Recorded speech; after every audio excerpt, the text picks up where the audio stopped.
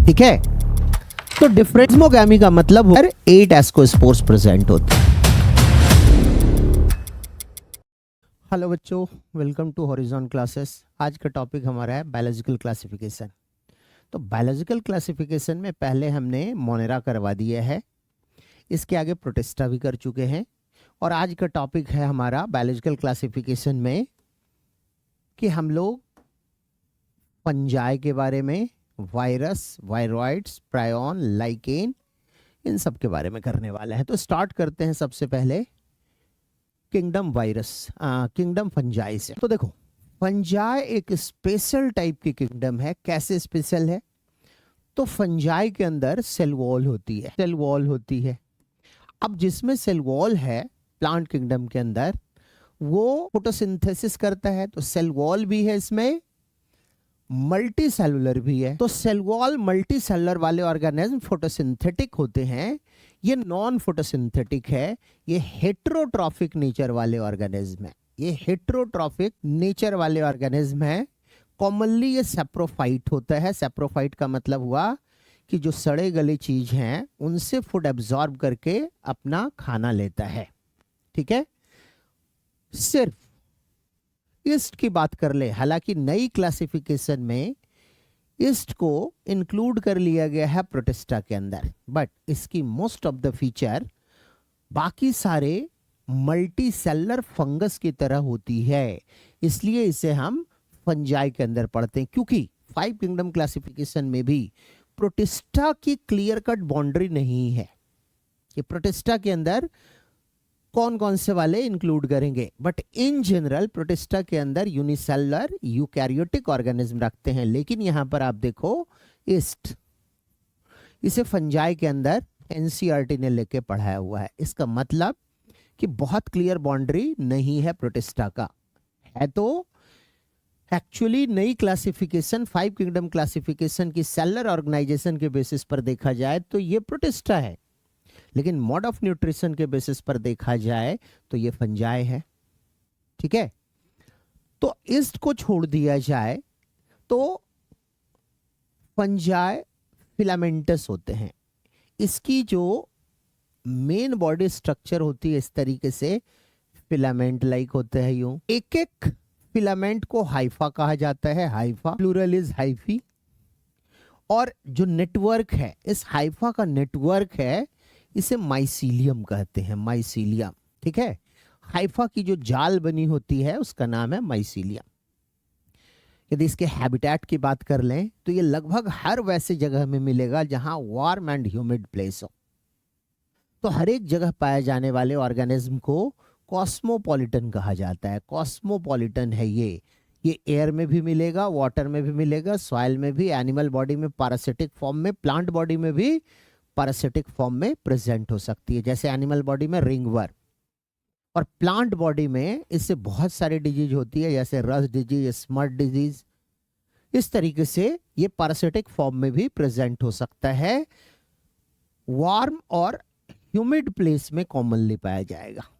ठीक है। जैसे कि ब्रेड यदि गीला हो गया, मॉइस्ट हो गया, मॉइस्चर लग गया, या फ्रूट धीरे धीरे सड़ने लग रहा है तो उसमें फंगस लग जाता है। फंगस उसी से फूड एब्जॉर्ब करना शुरू कर लेता है। तो ये तो हो गई इसकी हैबिटेट के बारे में। आगे बढ़ते हैं फंजाई की कुछ कैरेक्टरिस्टिक फीचर, कि जैसे कि मैंने बोला था इसमें सेल वॉल होती है।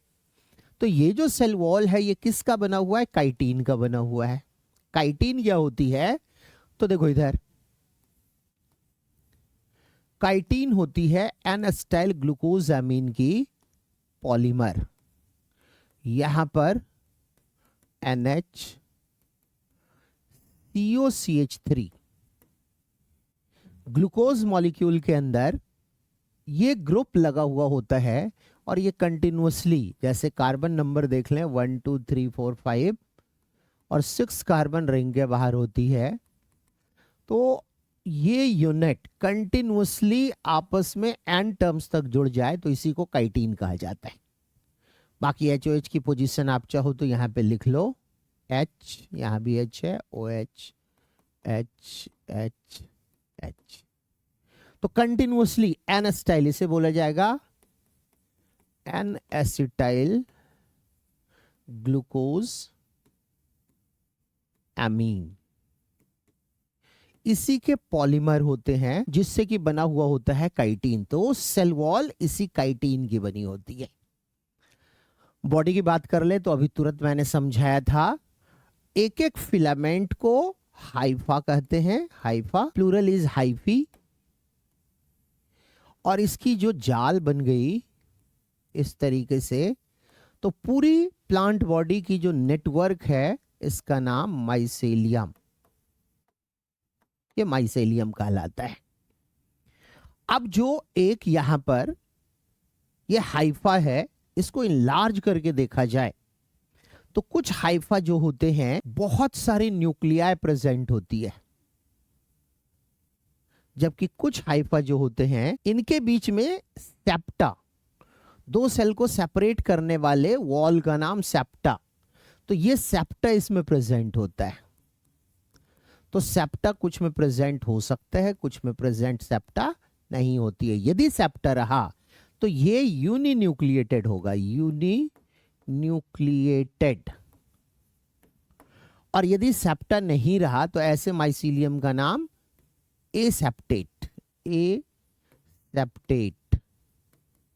तो एसेप्टेट वाला मल्टी न्यूक्लिएटेड होती है, जबकि सेप्टेट वाली जो होती है, सेप्टेट वाली ये यूनिन्यूक्लिएटेड होती है।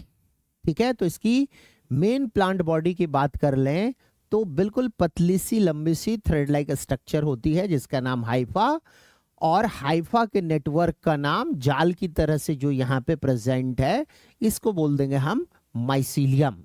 अब ये जो माइसीलियम है उनमें से कुछ हाइफा जो होते हैं ट्यूब लाइक स्ट्रक्चर में, जिसमें मल्टी न्यूक्लिएटेड साइटोप्लाज्म होता है, जैसा कि यहां डायग्राम में मैंने बता दिया, मल्टी न्यूक्लिएटेड साइटोप्लाज्म प्रेजेंट है।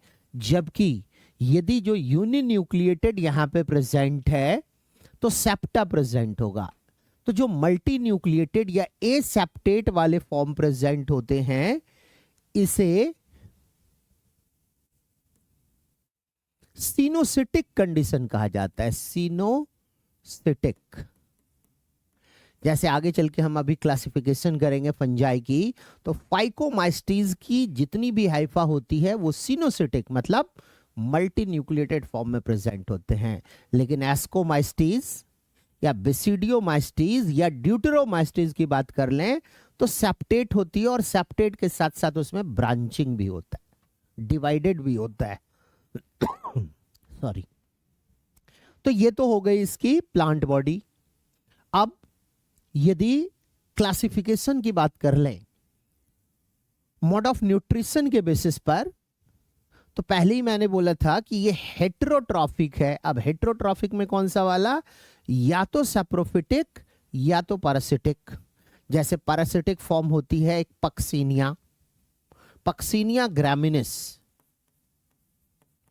पक्सीनिया। इससे ब्लैक रस्ट ऑफ व्हीट एक डिजीज होती है, ब्लैक रस्ट ऑफ व्हीट। इसी तरीके से स्मट डिजीज हो जाता है अस्टिलागो से। ठीक है, तो डिफरेंट एल्ब्यूगो से फिर हो जाती है मस्टर्ड के अंदर डिजीज, व्हाइट रस्ट मस्टर्ड में या क्रूसिफॉर्म में। लेकिन मोस्ट ऑफ द फंगस जो होते हैं वो सैप्रोफिटिक नेचर के होते हैं और अपना खाना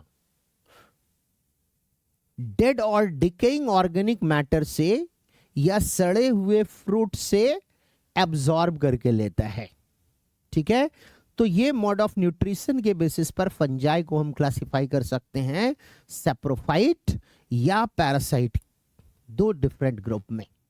तीसरा ग्रुप इसका हो सकता है सिम्बायोंट। सिम्बायोंट में जैसे फंजाई एल्गी के साथ रिलेट हो गया, फंजाई, तो इसे लाइकेन कह देते हैं, लाइकेन। लेकिन यही फंजाई हायर प्लांट के रूट के साथ एसोसिएट हो जाए, रूट ऑफ हायर प्लांट, तो इसे माइकोराइजा कहा जाता है, माइकोराइजा।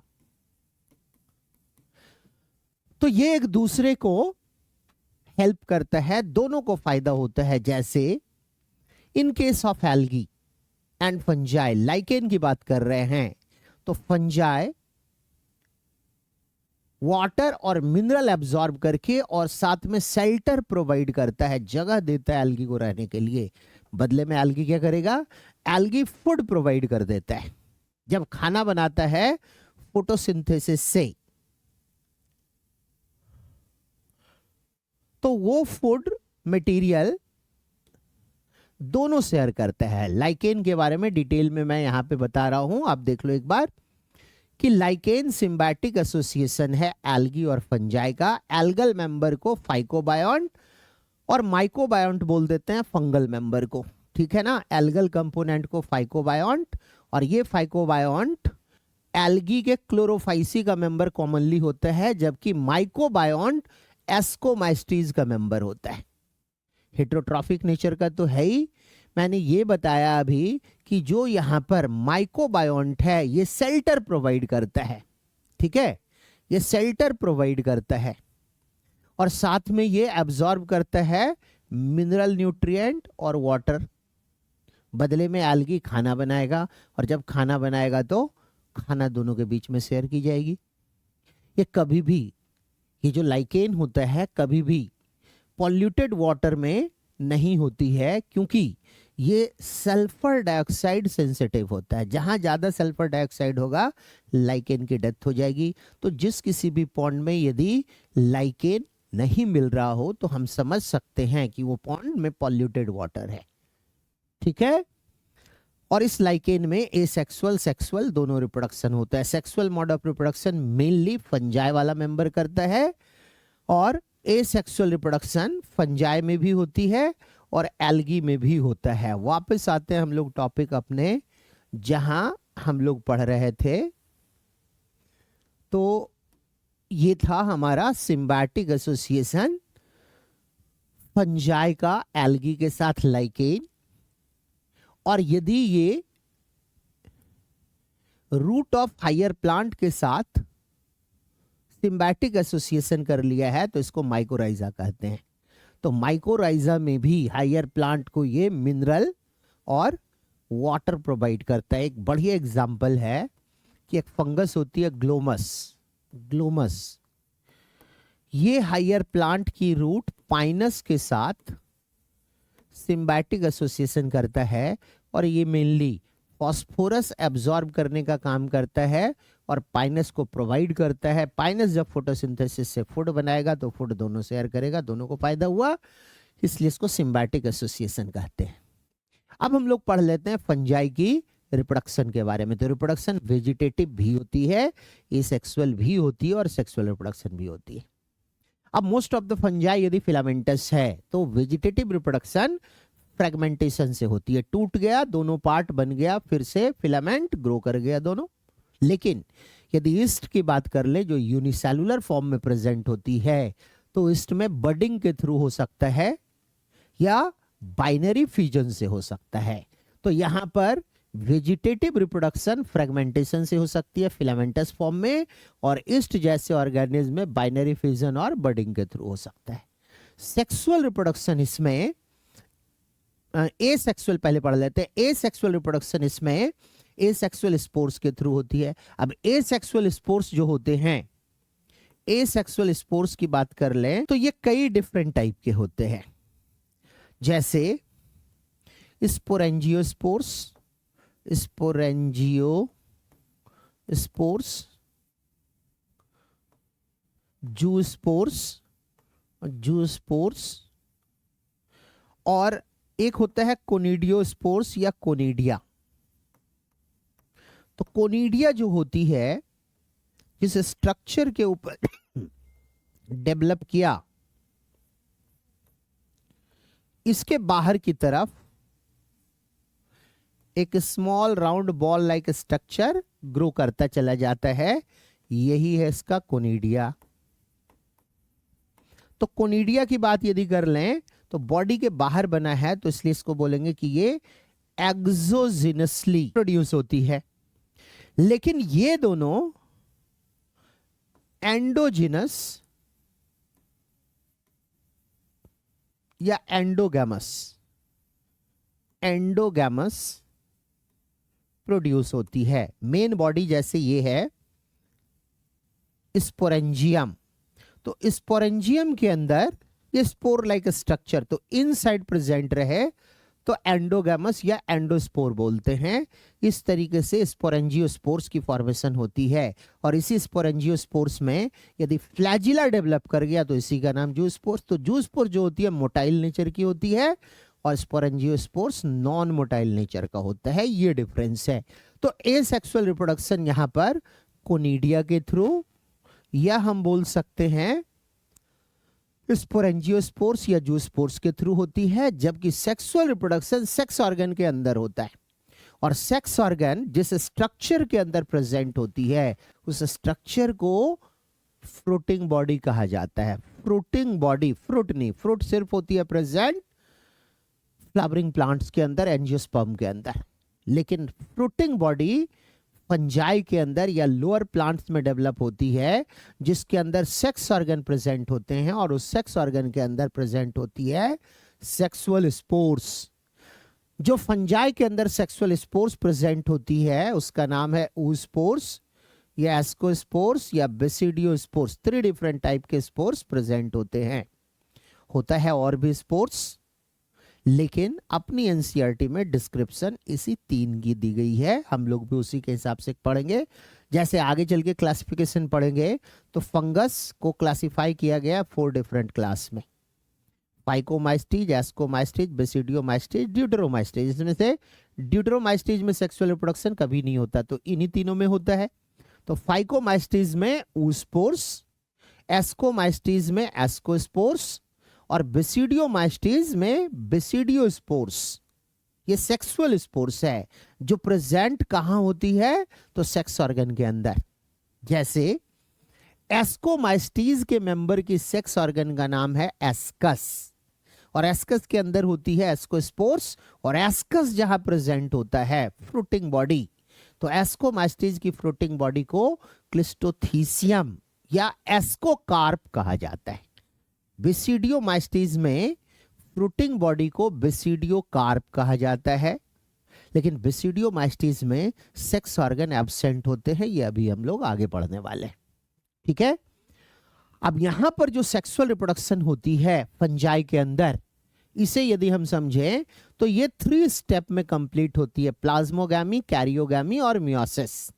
प्लाज्मोगैमी का मतलब हो गया सिंपली फ्यूजन ऑफ 2 माइसीलियम या हाइफा, हो सकता है हाइफा, एक ही माइसीलियम के 2 हाइफा आपस में फ्यूज कर जाएं, या ऐसा भी हो सकता है 2 अलग अलग माइसीलियम की हाइफा आपस में फ्यूज कर जाए।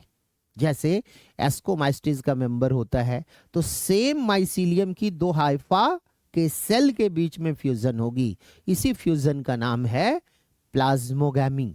मतलब जैसे यहां पर एक हाइफा की एक सेल अपनी अलग है और ये दूसरी सेल अलग है, जब ये फ्यूज किया, मान लेते हैं ये जैसे 2 माइसीलियम है, एक ये माइसीलियम हो गया, दूसरा ये माइसीलियम हो गया, इन दोनों के फ्यूजन से यहां पर इनकी सेल्स की फ्यूजन को हम लोग अलग से लार्ज करके बना लेते हैं, तो ये दोनों आपस में फ्यूज कर गया तो एक नई स्ट्रक्चर बनी जिसमें 2-2 न्यूक्लियाई बन गए। तो ये जो यहां पर फ्यूजन हुआ 2 माइसीलियम या बोलेंगे कि 2 हाइफा के बीच में, जो सेम माइसीलियम की भी हो सकती है, डिफरेंट की भी हो सकती है, तो उससे जो स्ट्रक्चर बना उस स्ट्रक्चर का नाम डाइकैरियन होता है। डाइकैरियन का मतलब हो गया जिसमें 2 न्यूक्लिया है और इस फ्यूजन की प्रोसेस का नाम है प्लाज्मोगैमी। प्लाज्मोगैमी का रिजल्ट हुआ कि ये डाइकैरियन बन गई, लेकिन कुछ समय के बाद ये दोनों न्यूक्लिया फ्यूज कर जाएगा तो दूसरी प्रोसेस इसमें होती है फ्यूजन। कैरियन बोला जाता है न्यूक्लियस को, तो कैरियोगैमी का मतलब हो गया न्यूक्लियस की फ्यूजन, इन दोनों न्यूक्लियस की फ्यूजन हो गई, नाम हो गया कैरियोगैमी। कैरियोगैमी, तो कैरियोगैमी का रिजल्ट ये हो गया कि अब ये दोनों फ्यूज कर गया, दोनों फ्यूज किया तो 2n वाला स्ट्रक्चर बन गया, क्योंकि फंजाई की प्लांट बॉडी जो होती है हैप्लॉइड होती है, गैमेटोफिटिक बोला जाएगा इसको, और दो हैप्लॉइड सेल फ्यूज कर गया तो डिप्लॉइड सेल बनेगी, और इसी डिप्लॉइड सेल को जाइगोट हम बोल सकते हैं, जाइगोट। लेकिन मेन प्लांट बॉडी इसकी कैसी है, हैप्लॉइड, इसलिए इसे वापस हैप्लॉइड बनने के लिए इस जाइगोट के अंदर मियोसिस होनी होगी, मियोसिस होनी होगी, और इस तरीके से मियोसिस के बाद ये जाइगोट से 4 डिफरेंट टाइप के स्पोर्स बन जाएंगे, और ये सारे स्पोर्स में क्रोमोसोम की नंबर फिर से हैप्लॉइड फॉर्म हो गई। इसी को हम बोल देंगे सेक्सुअल स्पोर्स। इसमें सेक्सुअल स्पोर्स की फॉर्मेशन हो गई तो हम बोलेंगे सेक्सुअल रिप्रोडक्शन यहां पर सेक्सुअल स्पोर्स के थ्रू होती है, जो 3 स्टेप में कंप्लीट होती है। सबसे पहला काम होगा प्लाज्मोगामी, जिसमें 2 सेल कॉम्पैटिबल हाइफा होना चाहिए, और कॉम्पैटिबल हाइफा हो सकता है सेम माइसीलियम का हो, डिफरेंट का हो। उसकी वजह से प्लाज्मोगामी की वजह से डाइकैरियन बन जाता है, ठीक है, डाइकैरियन बन जाता है। अब इसमें कैरियोगामी होगी तो जाइगोट बनेगा, और जाइगोट की मियोसिस से सेक्सुअल स्पोर्स बन जाएंगे। ये लिखा हुआ है फ्यूजन ऑफ प्रोटोप्लाज्म। अब यहां पर मोटाइल या नॉन मोटाइल दोनों नेचर की हो सकती है। इसकी वजह से 2 न्यूक्लियाई वाला डाइकैरियन बन जाएगा जो फ्यूज करेगा, और फ्यूजन के बाद जो जाइगोट की फॉर्मेशन होगी उसमें मियोसिस होने से सेक्सुअल स्पोर्स की फॉर्मेशन हो जाएगी। तो ये 3 स्टेप्स में कंप्लीट होती है reproduction in case of fungi. अब फंजाई की क्लासिफिकेशन मैंने थोड़ी देर पहले बोला था कि इसे 4 डिफरेंट क्लास में क्लासिफाई किया गया है। किस बेसिस पर? तो इसकी माइसीलियम कैसी दिखती है, मॉर्फोलॉजी के ऊपर, इसमें किस तरीके से स्पोर की फॉर्मेशन होती है, या फ्रूटिंग बॉडी इसका क्या है, या उस फ्रूटिंग बॉडी के अंदर कौन सी सेक्स ऑर्गन प्रेजेंट होती है। इन सारे बेसिस पर फंजाई की क्लासिफिकेशन की गई है 4 डिफरेंट क्लास में। कौन कौन सी क्लास है वो? तो वो है फाइकोमाइस्टीज, ये है फाइकोमाइस्टीज। दूसरा है एस्कोमाइस्टीज। इसकी तीसरी क्लास है बेपेन। एक मिनट आ जा भाई। तो इसको क्लासिफाई किया गया है ये 4 डिफरेंट क्लास में, और वो 4 डिफरेंट क्लास है इसमें फाइकोमाइस्टीज, एस्कोमाइस्टीज, इसके आगे है बेसिडियोमाइस्टीज, बेसिडियोमाइस्टीज, और ड्यूटेरोमाइस्टीज, ड्यूटेरोमाइस्टीज। इनमें से ड्यूटेरोमाइस्टीज में सेक्सुअल रिप्रोडक्शन नहीं होती है, इसलिए इसको इम्परफेक्ट फंजाई कहा जाता है, इम्परफेक्ट फंजाई। इसमें सिर्फ एसेक्सुअल रिप्रोडक्शन और वेजिटेटिव रिप्रोडक्शन होती है। तो वापस आते हैं हम लोग अपने टॉपिक पे कि मैंने ये बोला कि इसे 4 डिफरेंट क्लास में क्लासिफाई किया गया है। First class is phycomycetes. तो फाइकोमाइस्टीज के मेंबर यदि हैबिटेट की बात कर लें तो एक्वाटिक हैबिटेट में पाया जाएगा, ठीक है, डिकेइंग वुड या मॉइस्ट एंड डैम्प प्लेस में भी मिल सकता है। ये ऑब्लिगेट पैरासाइट के फॉर्म में प्रेजेंट होती है, यदि पैरासिटिक फॉर्म में तब। अब आते हैं इसकी माइसीलियम की स्ट्रक्चर के बारे में, जो मैंने बता दिया था 2 टाइप की होती है, या तो एसेप्टेट या तो सेप्टेट। एसेप्टेट होगा तो मल्टी न्यूक्लिएटेड, जिसे सिनोसिटिक कहते हैं, और फाइकोमाइस्टीज के मेंबर में इसकी माइसीलियम एसेप्टेट ही होती है, एसेप्टेट ही होती है, मतलब सिनोसिटिक नेचर का होगा। रिप्रोडक्शन की बात कर लें तो रिप्रोडक्शन एसेक्सुअल रिप्रोडक्शन जूस्पोर्स के थ्रू होती है, जूस्पोर्स के थ्रू, या जूस्पोर्स में चूंकि फ्लैजिला होगा इसलिए मोटाइल होगा, लेकिन इसमें एप्लानोस्पोर्स के थ्रू, एप्लानोस्पोर्स स्पोर्स का मतलब हो गया कि इसमें फ्लैजिला नहीं होगी, इसलिए ये नॉन मोटाइल होगा। ठीक है, अब मैंने पहले ही अभी समझाया था मोड ऑफ रिप्रोडक्शन में कि जो स्पोरेंजियोस्पोर्स होती है या जूस्पोर्स होती है, ये स्पोरेंजियम के अंदर बनता है। तो इसलिए इसकी नेचर यदि हम बात कर लें तो ये एंडोजिनसली बन रहा है, ये एंडोजिनसली फॉर्मेशन हो रही है। और वो स्ट्रक्चर क्या है जहां पर ये बनता है, तो इनसाइड स्पोरेंजियम, ये स्पोरेंजियम के अंदर बन जाता है, स्पोरेंजियम के अंदर बन जाता है। ठीक है, तो यहां पर रिप्रोडक्शन, एसेक्सुअल रिप्रोडक्शन की बात यदि हम कर लें तो एसेक्सुअल रिप्रोडक्शन जूस्पोर्स या प्लानोस्पोर्स के थ्रू बनती है, और ये यहां पर एंडोजिनसली प्रोड्यूस हो जाता है। इसके एग्जाम्पल्स की बात यदि कर ले हम तो म्यूकर, ये कैट्स या डॉग के डंग के ऊपर डेवलप होती है। कैट्स एंड डॉग्स के डंग के ऊपर डेवलप होने वाला है। राइजोपस को ब्रेड मोल्ड कहा जाता है क्योंकि मॉइस्ट ब्रेड के ऊपर ये ग्रो कर जाता है। एल्ब्यूगो एक पैरासिटिक फॉर्म है और ये व्हाइट रस्ट, क्रूसीफेरी फैमिली के मेंबर होते हैं मस्टर्ड, उसमें व्हाइट रस्ट डिजीज कॉज कर देता है ये। तो ये तो हो गया फाइकोमाइस्टीज के बारे में। एस्कोमाइस्टीज को सैक फंजाई कहा जाता है। It is commonly known as sac fungi. क्यों सैक फंजाई इसको कहते हैं? क्योंकि यहां पर जो सेक्स ऑर्गन होती है, सेक्स ऑर्गन होती है, ये सैक लाइक होती है और इसे एस्कस कहा जाता है। Ascus is sac like, sac like. और ये जो एस्कस प्रेजेंट होती है, प्रेजेंट इनसाइड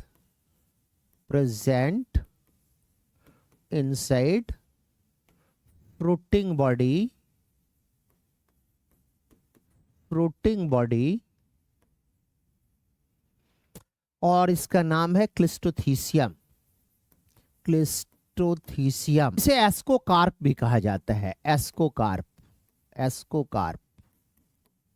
और एस्कोकार्प के अंदर क्या हो गया? एस्कस, और एस्कस के अंदर क्या हो गया? एस्कोस्पोर्स।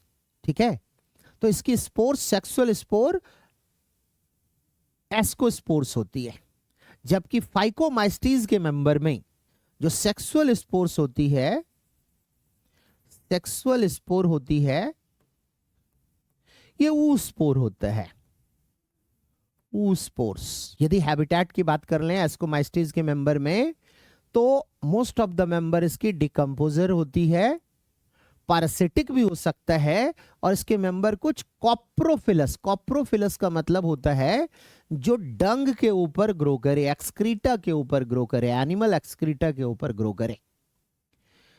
इसकी स्ट्रक्चर बॉडी, माइसीलियम के स्ट्रक्चर की बात कर ले तो सेप्टेट, सेप्टेट मतलब यूनिन्यूक्लिएटेड होगी और ब्रांच्ड होगी। एसेक्सुअल रिप्रोडक्शन इसमें कोनिडियोफोर्स के ऊपर कोनिडिया डेवलप होता है। मैंने अभी समझाया था थोड़ी देर पहले किस तरीके से कोनिडियोफोर प्रेजेंट होगी। ये है कोनिडियोफोर, कोनिडियोफोर। और इसकी न्यूक्लियस के अंदर माइटोसिस डिवीजन होती है, जिसकी वजह से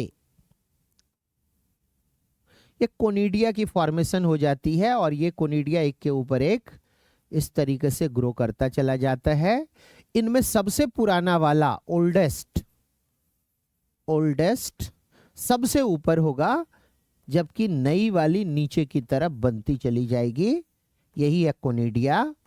और यहां पे हम देख रहे हैं कि ये जो कोनिडिया बन रहा है, ये कोनिडियोफोर के बाहर के स्ट्रक्चर में बन रहा है। इसका मतलब क्या हुआ कि ये एक्सोजिनसली बनता है ये। ठीक है, कोनिडियोफोर के ऊपर कोनिडिया बनती है, इसका मतलब क्या हो गया कि ये एक्सोजिनसली डेवलप हो रही है। ये कोनिडिया जो डेवलप हो रही है, ये एक्सोजिनसली बाहर हो रहा है, मेन बॉडी के बाहर हो रहा है। और यदि इसके सेक्सुअल रिप्रोडक्शन की बात कर लें तो अभी तुरंत मैंने बोला कि एस्कोस्पोर्स होती है। अब एक बार स्ट्रक्चर के थ्रू इसको समझ लेते हैं कि जैसे मेन बॉडी है इसकी ऊगोनियम की, तो इसमें बहुत सारे सेल्स होंगे, इन्हीं से एस्कोजिनस हाइफा डेवलप कर जाता है, जिसकी टर्मिनल पार्ट स्वेल कर जाती है, और ये प्लाज्मोगैमी के बाद होता है। प्लाज्मोगैमी से अभी तुरंत पढ़े थे डाइकैरियन बन जाता है। तो दो दो न्यूक्लिया प्रेजेंट है हर एक सेल में, इसी तरीके से दो दो न्यूक्लिया प्रेजेंट है, और ये है एस्कोजिनस हाइफा। और एस्कोजिनस हाइफा आगे की तरफ यही स्वेल कर गया और इसी का नाम है एस्कस। ये हम लोग पढ़ रहे हैं एस्कोमाइस्टीज में सेक्स ऑर्गन कैसा होता है, तो यही एस्कस को बोला जाता है सेक्स ऑर्गन। और अब ये डाइकैरियन वाली कंडीशन यहां से ट्रांसफर हो जाती है फ्यूज करने के बाद, और यहां पर मियोसिस हो जाता है। लेकिन जब मियोसिस से 4 सेल्स बन गए तो फिर उसकी माइटोसिस भी होती है इन केस ऑफ एस्कोमाइस्टीज, और इस तरीके से यहां पर एक एस्कस के अंदर 8 एस्कोस्पोर्स की फॉर्मेशन हो जाती है, और ये पूरी स्ट्रक्चर इस माइसीलियम से घिरी होती है। जनरली ऐसा देखा जाता है कि एक फ्रूटिंग बॉडी एस्कोकार्प के अंदर 4 एस्कस, जो सेक्स ऑर्गन इसकी है, 4 एस्कस प्रेजेंट होती है, और हर एक एस्कस के अंदर 8 एस्कोस्पोर्स प्रेजेंट होते हैं। और यही जब रिलीज होके फेवरेबल कंडीशन में जाएगा तो जर्मिनेट करने के बाद हैप्लॉइड माइसीलियम की फॉर्मेशन कर लेता है। तो यहां पर एस्कोमाइस्टीज के मेंबर में सेक्सुअल रिप्रोडक्शन एस्कोस्पोर्स के थ्रू होती है, और वो एस्कोस्पोर्स कहां बनता है, तो सैक लाइक स्ट्रक्चर एस्कस के अंदर, प्लूरल इज एसाई। ठीक है, इसके एग्जाम्पल एस्परजिलस और क्लैविसेप परप्यूरिया, डिजीज कॉजिंग वाला है ये फंगस।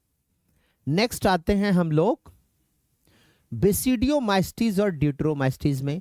तो बेसिडियोमाइस्टीज के मेंबर में भी रिप्रोडक्शन की बात यदि कर लें तो रिप्रोडक्शन में sex organ present, sexual reproduction होती है, सेक्स ऑर्गन नहीं होते हैं, ए सेक्सुअल रिप्रोडक्शन नहीं होती है, मतलब ए सेक्सुअल स्पोर्स बेसिडियोमाइस्टीज के मेंबर में नहीं होता है। हैबिटेट की बात कर ले, यदि इसके हैबिटेट की बात कर ले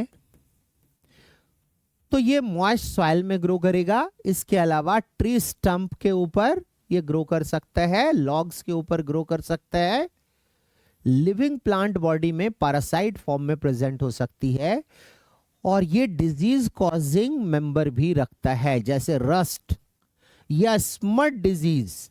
यहां पर अस्टिलैगो एक मेंबर का नाम है, अस्टिलैगो। ये अस्टिलैगो से स्मट डिजीज होती है, स्मट डिजीज होती है।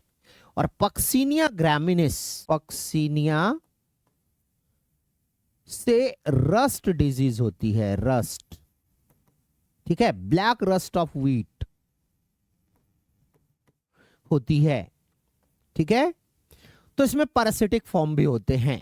इसकी मेन बॉडी स्ट्रक्चर की बात कर लें, प्लांट बॉडी की बात कर लें, इसकी प्लांट बॉडी की बात कर लें, तो इसकी बॉडी में जो माइसीलियम होती है वो सेप्टेट वाली होती है। सेप्टेट का मतलब क्या हो गया कि ये यूनिन्यूक्लिएटेड वाला होता है, यूनिन्यूक्लिएटेड वाला होता है इस तरीके से, और साथ में इसमें ब्रांचिंग भी हो जाती है, इस तरीके से इसमें ब्रांचिंग भी हो जाती है। सेप्टा प्रेजेंट है, एक एक न्यूक्लिया प्रेजेंट होगा इसमें। ठीक है, सेक्स ऑर्गन की बात कर लें तो मैंने अभी बताया कि एब्सेंट होता है, इसमें सेक्स ऑर्गन नहीं होती है, लेकिन प्लाज्मोगैमी होता है, और इस प्लाज्मोगैमी का रिजल्ट होता है कि फ्रूटिंग बॉडी की डेवलपमेंट होगी, और प्लाज्मोगैमी का रिजल्ट क्या होगा, डाइकैरियन की फॉर्मेशन हो जाती है। तो इसमें प्लाज्मोगैमी होती है, जिसकी वजह से पहले डाइकैरियन बनेगा और डाइकैरियन की फ्यूजन होगी। तो जो सेक्स ऑर्गन यहां पर नहीं होते हैं बेसिडियोमाइस्टीज में, बट जिस स्ट्रक्चर के ऊपर डेवलप करता है सेक्स स्पोर्स, सेक्सुअल स्पोर्स, उसकी फ्रूटिंग बॉडी को बेसिडियोकार्प कहा जाता है। बेसिडियोमाइस्टीज की यदि फ्रूटिंग बॉडी की बात कर लें तो ये है बेसिडियोकार्प। बेसिडियोकार्प, और बेसिडियोकार्प के अंदर एक स्ट्रक्चर होती है बेसिडियम, इसे सेक्स ऑर्गन नहीं बोलेंगे, बेसिडियम। ये क्लब शेप का होता है, क्लब शेप का। बेसिडियम इज क्लब शेप्ड, ठीक है।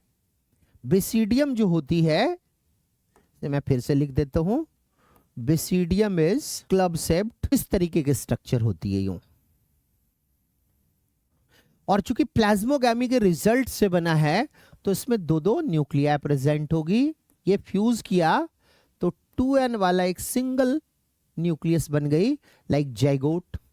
और अब जाइगोट के अंदर मियोसिस होगी, और मियोसिस का रिजल्ट होगा कि यहां से 4 सेल्स डेवलप हो जाएंगे, हैप्लॉइड सेल डेवलप होंगे, और इसी स्पोर्स को बोल देते हैं हम लोग बेसिडियोस्पोर्स। बेसिडियोस्पोर्स, इसका मतलब क्या हो गया, ये मेन बॉडी के बाहर बन रहा है, ठीक है। जो यहां पर इसकी प्लांट बॉडी है वो ब्रांच और सेप्टेट है, अभी बताया था मैंने। सेक्स ऑर्गन नहीं होती है, बट प्लाज्मोगामी होता है, जिसकी वजह से पहले डाइकैरियन बनेगा और उसकी दोनों न्यूक्लियस फ्यूज करेगी और जाइगोट बना, मियोसिस होगी। मियोसिस के बाद 4 बेसिडियोस्पोर्स बन जाते हैं, ठीक है। यहां पर जो प्लाज्मोगामी होती है, जिसमें 2 सेल की फ्यूजन होती है, 2 अलग अलग माइसीलियम के हाइफा होने चाहिए। एग्जाम्पल इसका एगरिकस मशरूम जिसको बोलते हैं, ये डबल होता है, लेकिन अस्टिलागो से डिजीज होती है, स्मट डिजीज। और पक्सिनिया से अभी थोड़ी देर पहले मैंने बोला था कि यहां पर ब्लैक रस्ट ऑफ व्हीट की फॉर्मेशन होती है। नेक्स्ट आते हैं हम लोग ड्यूटेरोमाइस्टीज के मेंबर में। तो जो ड्यूटेरोमाइस्टीज है, ड्यूटेरोमाइस्टीज, ये इम्परफेक्ट फंजाई कहलाता है। इम्परफेक्ट फंजाई, क्योंकि यहां पर सेक्सुअल रिप्रोडक्शन एब्सेंट होती है।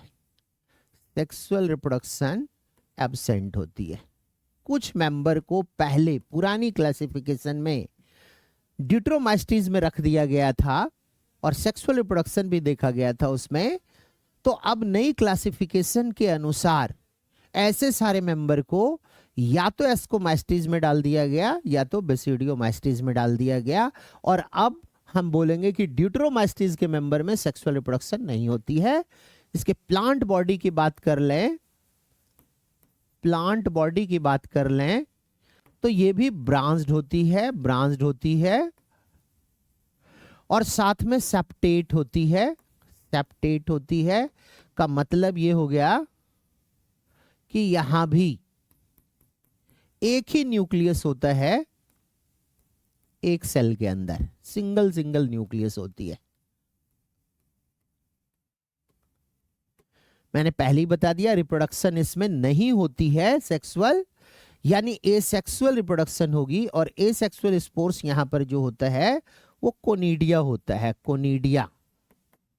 फिलामेंट वेजिटेटिवली रिप्रोड्यूस कर सकता है। इसके मोस्ट ऑफ द मेंबर में हम बोलेंगे कि डिकम्पोजर्स होते हैं, कुछ डिजीज कॉजिंग वाले भी होते हैं, और ये मिनरल साइकिल में हेल्प करता है, ठीक है। लिटर फॉल यदि हो गया, यदि प्लांट के लीफ टूट के गिर गए हैं तो उसकी डिकम्पोजिशन के बाद मिनरल साइकिल मिट्टी में वापस मिनरल को मिला देता है।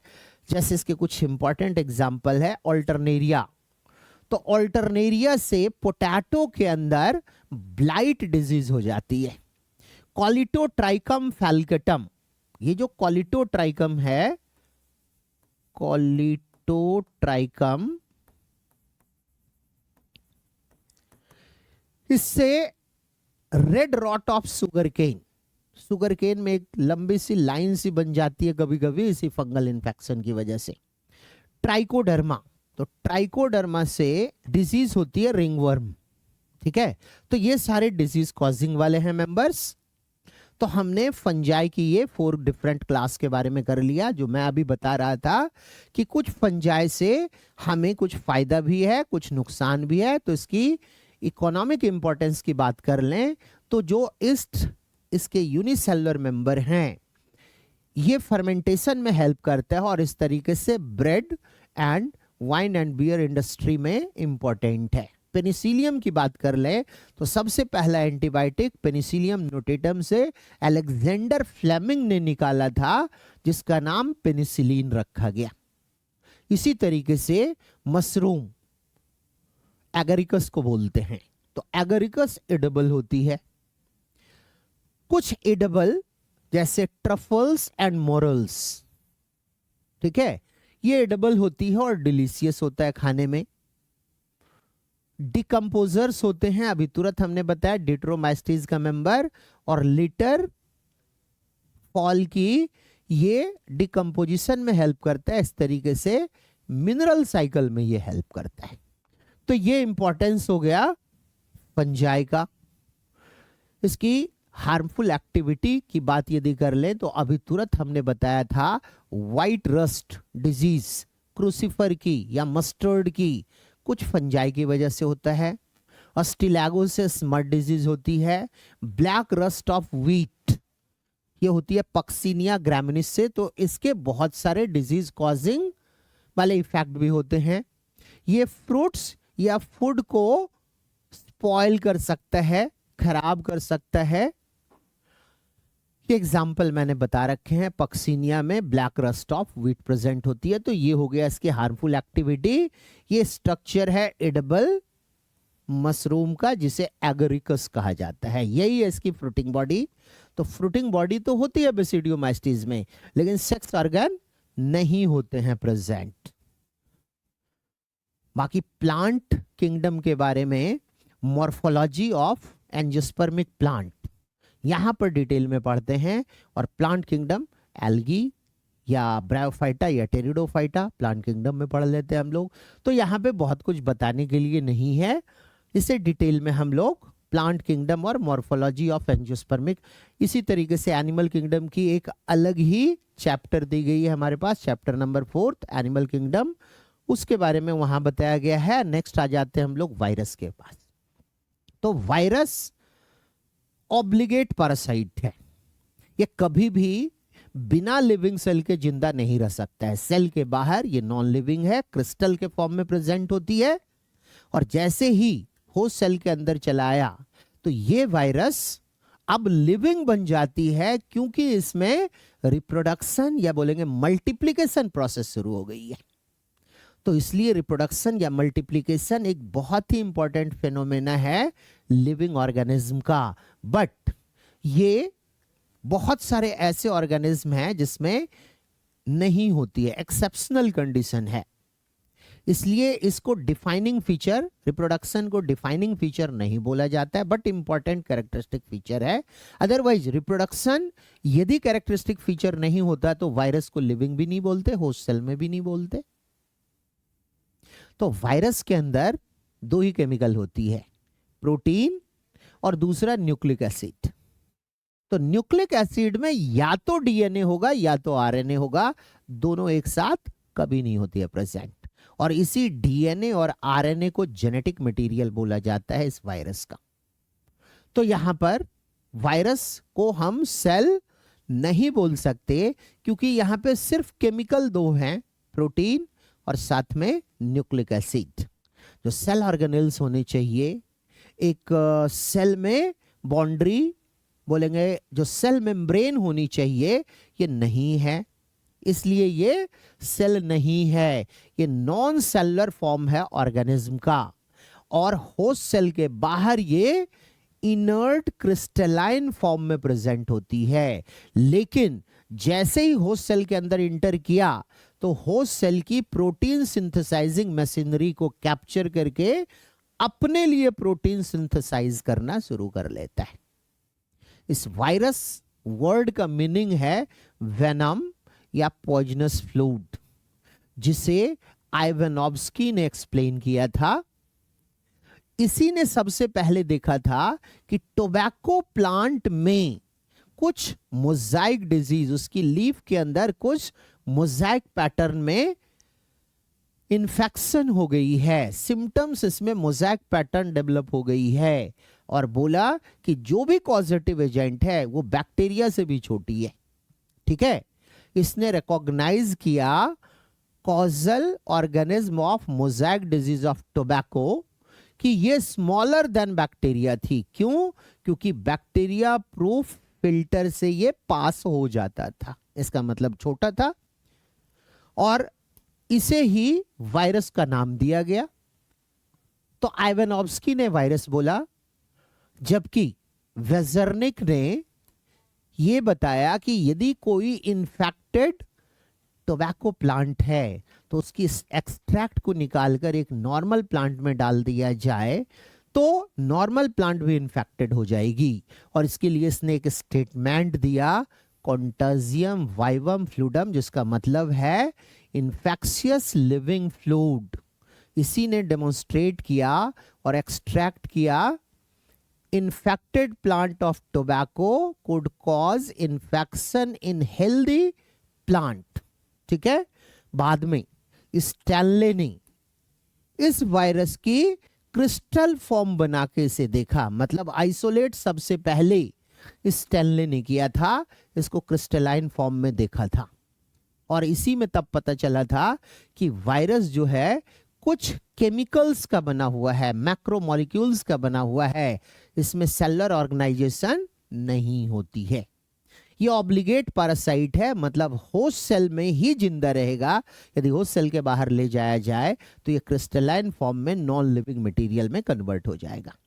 ये तो वायरस की कैरेक्टरिस्टिक फीचर है। अब इसको समझने के लिए हम लोग यहाँ पर एक दो एग्जाम्पल देख लेते हैं। जैसे मैंने अभी बोला कि जो वायरस है, वायरस की कंपोजिशन की बात कर लें यदि, तो वायरस के अंदर प्रोटीन कोट होती है। प्रोटीन कोट को कैप्सिड कहा जाता है, कैप्सिड, और ये कैप्सिड बना हुआ होता है कैप्सोमियर्स का।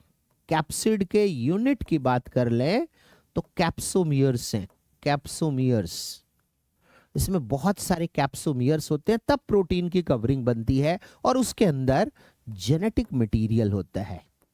जेनेटिक मटेरियल यहां पर या तो डीएनए होगा या तो आरएनए होगा। डीएनए जनरली डबल स्ट्रैंडेड होती है, बट ये कभी कभी सिंगल स्ट्रैंडेड भी हो सकता है, जैसे 5X174 बैक्टीरियोफाज में सिंगल स्ट्रैंडेड डीएनए होती है, but most of the case में ये डबल स्ट्रैंडेड होती है। RNA most of the case में सिंगल स्ट्रैंडेड होता है, बट कभी कभी डबल स्ट्रैंडेड भी हो सकता है। वायरस जो प्लांट में डिजीज कॉज करे वो जनरली देखा जाता है आरएनए वायरस वाली होती है, लेकिन एनिमल के केस में animal virus double stranded DNA भी कंटेन करता है और आरएनए भी प्रेजेंट होती है। RNA most of the condition में सिंगल स्ट्रैंडेड ही होता है। तो ये तो इसकी जेनेटिक मटेरियल हो गई। अब यहां पर एक टोबैको मोज़ेक वायरस के स्ट्रक्चर है, ये जो यहां पे एक एक यूनिट है ये वाला, तो इस एक यूनिट को हम बोल देंगे कैप्सोमियर्स। यहां पे ये सिंगल सिंगल यूनिट जो है यही है इसका कैप्सोमियर, कैप्सोमियर। और ये जो पूरी स्ट्रक्चर है बाहर की, ये पूरी स्ट्रक्चर है बाहर की, इसको बोल देते हैं कैप्सिड, कैप्सिड। और इस कैप्सिड के अंदर यहां पर ये इसके सेंटर में इस तरीके से जेनेटिक मटेरियल प्रेजेंट होती है, ठीक है। अंदर की तरफ ये यहां पर जेनेटिक मटेरियल प्रेजेंट है, बिल्कुल सेंटर में। ये समझ लो सिलिंड्रिकल स्ट्रक्चर है और यहाँ पे ये जेनेटिक मटेरियल है। और जेनेटिक मटेरियल जो प्रेजेंट होगी in case of tobacco mosaic virus वो आरएनए प्रेजेंट होता है। Tobacco mosaic virus RNA present होती है। और बैक्टीरिया में इंफेक्शन कॉज करने वाले वायरस का नाम बैक्टीरियोफाज होता है, और बैक्टीरियोफाज में प्रोटीन की जो कवरिंग होती है इसे भी यहाँ पे कैप्सिड कहेंगे, और कैप्सिड बना होगा कई कैप्सोमियर्स का, और इसके अंदर डीएनए प्रेजेंट होगी। यहाँ पर बैक्टीरियोफाज के अंदर, बैक्टीरियोफाज जो बैक्टीरिया को इन्फेक्शन कॉज करे उसमें genetic material double stranded DNA होती है। इस बैक्टीरियोफाज में टेल प्रेजेंट होगी, ये ऊपर वाला एरिया हेड है, नीचे में टेल है। टेल में सिथ प्रेजेंट हो सकती है, यहां पर प्रोटीन की कवरिंग हो भी सकती है, नहीं भी हो सकती है।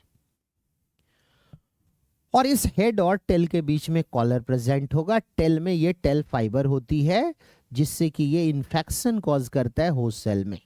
यहां से एक एंजाइम लाइसोजाइम सेक्रेट होती है, और वो लाइसोजाइम क्या करेगा, जिस होस्ट सेल की वॉल होगी उसको डिसॉल्व करके, जैसे बैक्टीरिया के सेल वॉल को डिसॉल्व करके अपनी डीएनए उस बैक्टीरिया में ट्रांसफर कर देगा, और बैक्टीरियल प्रोटीन सिंथेसाइजिंग मशीनरी के हेल्प से अपने लिए प्रोटीन वायरस बनाना शुरू कर लेगा। तो ये है बैक्टीरियोफाज। अब एक बार इसको मैं बता देता हूं, अभी तुरंत समझाया मैंने। जेनेटिक मटेरियल डीएनए आरएनए होती है, लेकिन दोनों प्रेजेंट रहे एक साथ ऐसा नहीं होता है। तो वायरस केमिकली किसका बना है, तो न्यूक्लिक एसिड और प्रोटीन न्यूक्लियो प्रोटीन का बना हुआ होता है। लेकिन जेनेटिक मटेरियल जो वायरस की होती है, चाहे डीएनए हो चाहे आरएनए हो, वो इन्फेक्शियस होती है।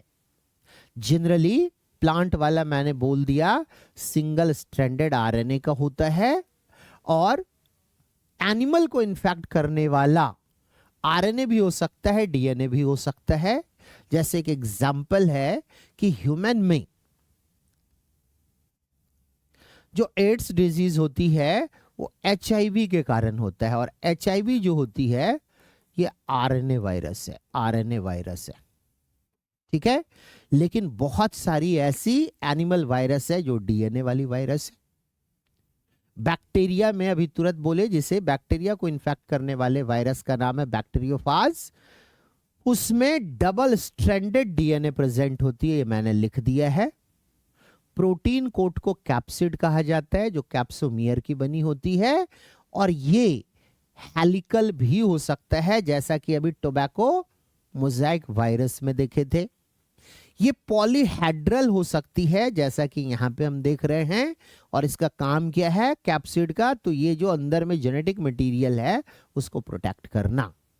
वायरस से जो ह्यूमन में डिजीज होती है, यहाँ पे कुछ नाम लिखा हुआ है, like mumps, small pox, herpes, measles, polio, swine flu, common cold, yellow fever, influenza और एड्स भी हो सकती है।